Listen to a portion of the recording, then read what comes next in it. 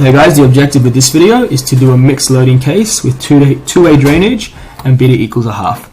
So you can see now in this case, we actually are doing a variable loading and an abrupt change. So this is a mixed case, and we have two-way drainage, so the pore water pressures can escape from the top and from the bottom, the excess pore water pressures. So as always, we're going to make beta equal a half to make our life easier. So we know beta equals CV change in T on top of change in Z squared.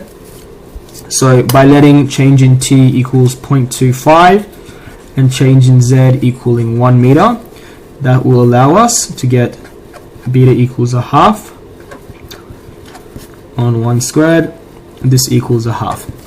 Now for this question, it's very important to note that a critical value of time is 6 and 12 years. So we would have to include that in our solution, which means that our increment of time would have to include these values of 6 and 12 months. Now I made my time equal 0.25 of a month, which is, sorry, 0.25 of a year, which is 3 months. So clearly when we go from 3 to 6, it includes it. So we include the 6 and 12 months. So that's just an important note, that if we're given specific times we need to be looking at which are important, such as 6 and 12 months, we have to make sure that our increment of time will allow us to get those values. Now, as we would, we're going to draw up our table to find the excess pore water pressures.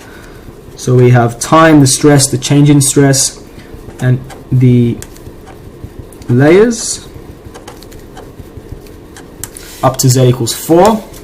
We would then say have time 0, time 3. Now when I get to time 6 months, I want to split it up into 2. I want to look at a point just before the 6 months starts, which I'm going to denote as 6 minus, and then I also want to look at a point at just after 6 months, which I'm going to denote as 6 plus.